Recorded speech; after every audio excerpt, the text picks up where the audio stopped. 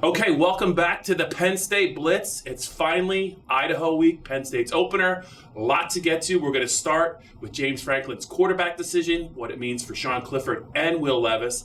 We're going to talk about the new depth chart that's out and some people that made moves up the depth chart and down the depth chart. We're going to look at the true freshmen who might be playing on Saturday. And as always, we finish with the Penn State mailbag.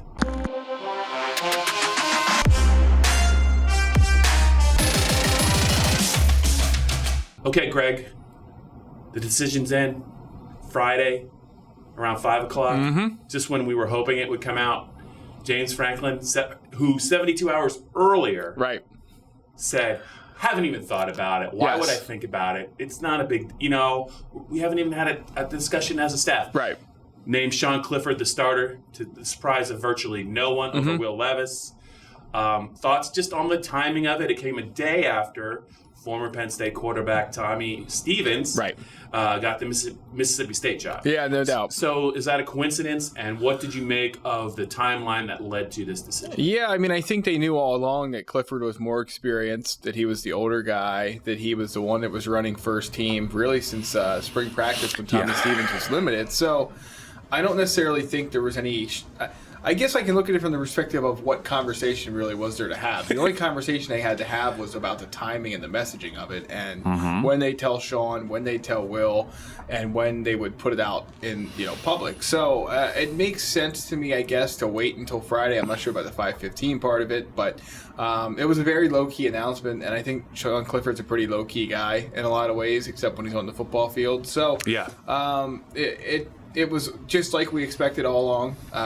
Will Levis is clearly a talented guy, but I think we both agree that from what we saw, which again is not the biggest sample size, but there was just a little bit, is tentative the right word? Uncertainty maybe when he was in the pocket, and you could just easily pick up on the fact that Sean Clifford had been in game action before, and Will Levis, was just getting adjusted to what it's like for Yetur Gross-Matos to be flying at him and things like that. Yeah, and I think the other thing that probably hurt Will a little bit is, Will's a smart kid. He knew that coming out of spring, he was going to have to beat Sean Clifford out. It wouldn't be, they were even, I think Sean was going to get the job. So, and James had said that Sean had gotten a little bit more of the first team reps. So I think there's a natural tendency to press, knowing that you have to kind of do something great, really, to get the coaching staff's attention. It just didn't look that way when we saw them. And to be fair, we only saw practice 15 minutes a week. Very limited. But Sean certainly did some good things when we saw him. He did some good things in the spring. You saw Will Levis's arm in the blue-white game, the long pass to Dan Chisena. But he just had the feeling that it was going to take a lot to change the mind of both James and offensive coordinator Ricky Ronnie. And you just wonder, like, in the history of quarterback competitions, when has the guy going into it really been unseated? I just think that the writing is always on the wall. They're trying to encourage the number two guy if they like him. So congratulations to Sean. I'm also looking forward to seeing what Tommy Stevens can do down in Mississippi State, a fifth-year kid who really never got his chance here at Penn State. Reunited with Joe Moorhead. I'm sure Penn State fans are kind of keeping tabs on that as well. But I think one of the bigger questions in this day and age, with the transfer portal now looming, is what happens to the loser of a quarterback battle. Like, what do you do? I think a lot of it's dependent upon how young the kid is. But I would think, Greg, that in almost every case, the loser of a quarterback battle, if he's graduated and has multiple years left, and he knows the starter probably has multiple years left, he's invariably, isn't he going to look to move on? And do you think, is it going to take some work for James and his staff to keep Will in State College? I mean, I think the question that is always going to come up in this situation, Bob, is does the guy want to sit out a year? Does he have a case for an immediate eligibility waiver if he doesn't want to sit out a year? Or is he going to stick it out until he can grad transfer? And he's not going to hope for an injury, but he's going to hope for something to come up that gets him onto the field, and maybe that changes his outlook with the current program. I mean, anymore, we see a lot of guys, as soon as they lose that competition, they go right into the transfer portal. Some of them are older guys, though, who could grad transfer, could finish out a semester, get their degree in the winter, and then move on. Will Levis is obviously not at that point. So it'll be interesting to see what the offseason holds for him. I mean, obviously, as James Franklin said on Tuesday, disappointment, I think, would have to be the word for him to compete for this job and not win it, and now know that, there's a pretty young guy in front of him that could be here for a few more seasons. So, yeah, it's something that Penn State, of course, hasn't necessarily dealt with in terms of, the outcome of the battle, because Tommy Stevens left before the battle even started. Right. So it's almost like a re-recruitment, I think, for James Franklin and his staff. And Will Levis, as far as we know, he's done everything they've asked of him, and he will continue to do so. But it's unfortunately something that has to be discussed at this point, just the way college football has transformed in the last 12 months. Yeah, the other thing is that Will doesn't really, I wouldn't say he was a heralded recruit when he came to Penn State. He was a quality recruit. Yep. I don't know that he was coveted by a lot of major schools. There's not a lot of tape out there on Will Levis. Right. So if he would decide or think about maybe moving on, he would almost have to go, I think, to a program that's not as strong as Penn State's, because no matter where you go, there's going to be competition at quarterback. Tommy Stevens had to beat out a kid that was pretty talented at Mississippi State, and he turned around and he immediately entered the transfer portal. But I just think when you're talking about quarterbacks, you're going to have to see programs recruit multiple quarterbacks every year and just kind of be prepared to lose them. Hopefully Will stay, and who knows? I mean, we're probably getting ahead of ourselves. There's a long season to go. There's no guarantees that he won't be in there for one reason or another this year. Right. So let's just see it play out. But I just wonder, what's going on maybe inside his mind. How long is he prepared to be patient and wait? Because once James is named a starter, traditionally it's been tough to unseat him if he's named him, like with Trace McSorley. Tommy was never going to unseat him. Right. James could talk about competition all he wants, but he talks about it all the time. He's big on experience and what they've done, and he's a pretty loyal guy, one quarterback guy. So got to hope for the best for Will Levis, and maybe he'll get a chance. But, I mean, it looks like it's a pretty bright future, I would say, for Sean Clifford here at Penn State. Let's move along to the depth chart. Yes. Finally, we got our first depth chart of the regular season recently. How many did you get right between your predictions and what actually ended up playing out? I don't like to put a number on it, but actually I was pretty close. I did miss a couple. I think most people, when you looked at the depth chart, I think what people wanted to see there were a couple battles we talked about in training camp with right guard and safety, third wideout. The other thing was who are the freshmen that are going to make the depth chart. Right. So there wasn't really a lot of surprises, but let's just talk about some of the main battles we talked about, Greg. Yeah. And I'll just get your reaction to them. First of all, Penn State's third wideout. You knew that Jahan Dotson and KJ Hamler were two of the three. Yeah. This is one thing that I might have gotten a little bit wrong, although I think maybe Penn State pulled a fast one on us. We didn't see Justin Shorter in practice really run. He was always on the sideline. Yep. But he is the first team wideout. I think Pat Fryermuth talked about, and James talked about, he made a lot of plays in August camp. Yep. 5-star recruit. He's going to be the guy. You had talked about Daniel George. Yeah.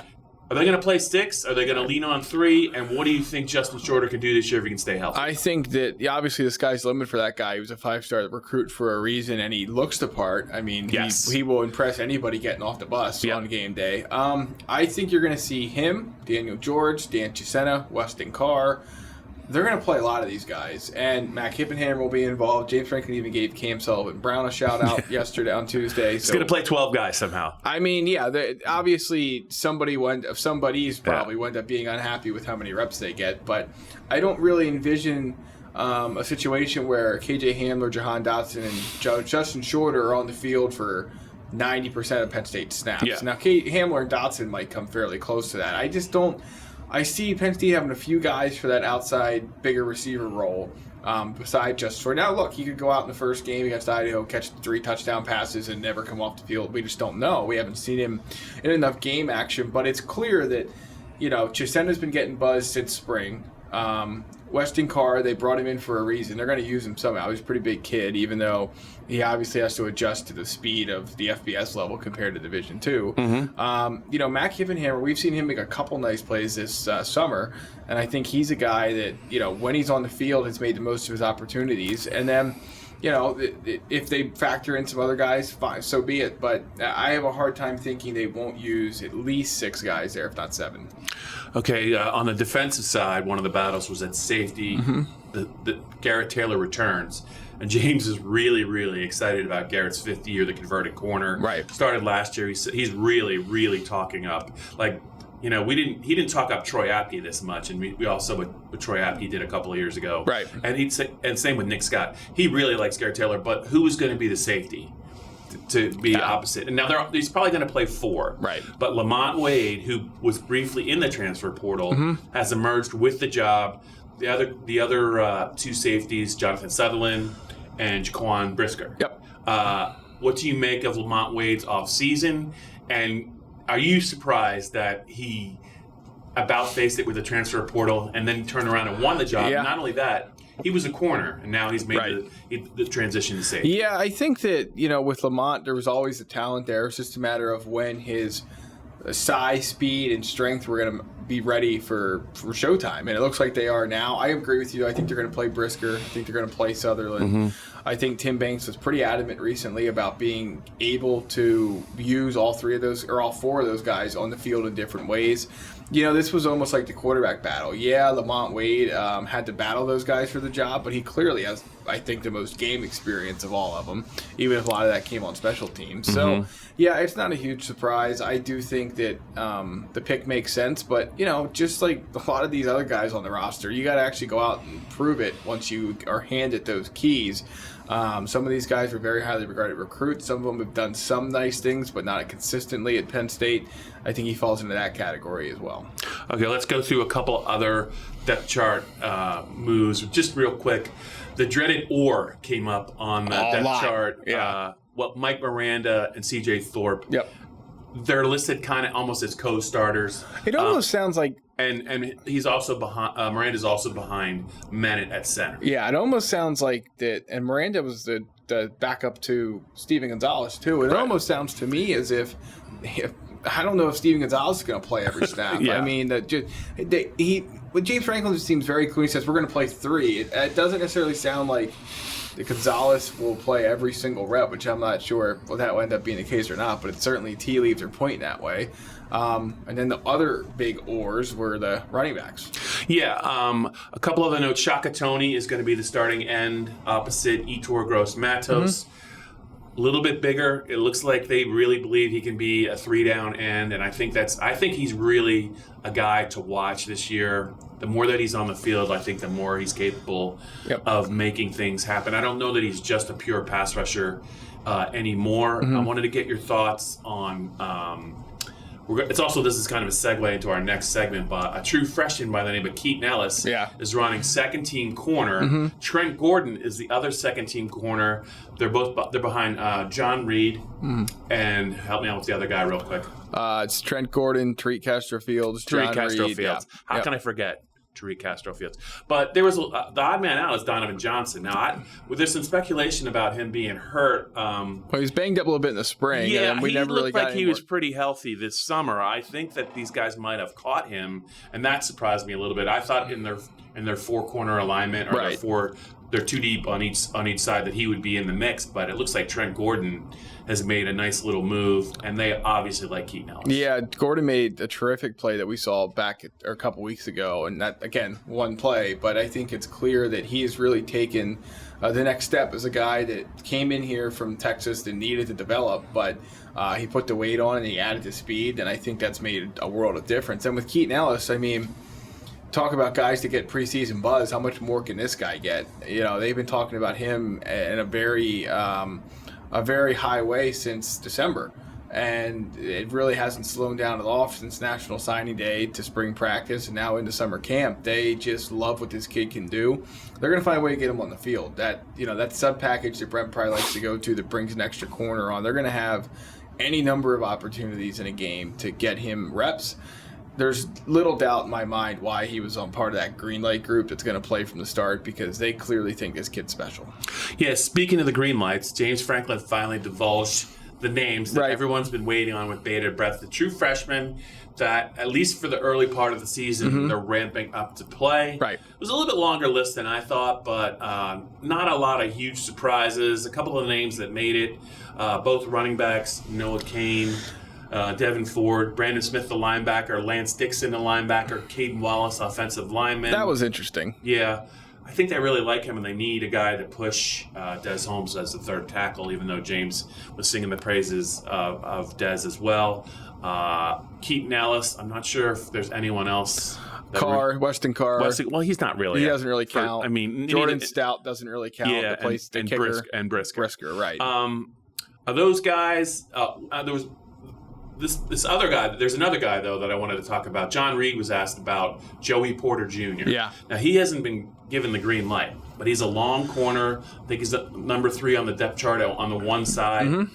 And John Reed had some interesting things to say about him. He's the son of Joey Porter, the Pittsburgh Steelers great outside linebacker. And that surprised me a little bit that he kind of moved up the depth chart. Yeah, I think James first mentioned him maybe 3 weeks ago as a guy that was doing some nice things in camp. And I don't know how much they'll play him. He seems like one of those guys that we talked about. He'll get a couple games. Yeah, and I think it would make more sense toward the back end because you have your corner set. And if you're going to play Keaton Ellis, then do you really need to, burn another corner early? You might as well save a guy like Joey Porter Jr., let him continue to develop, and then you can get maybe one game early and then save the last, 3 for the end of the year. Let's be honest, Rutgers should be a game everyone gets to play, and you and I might get to suit up for that.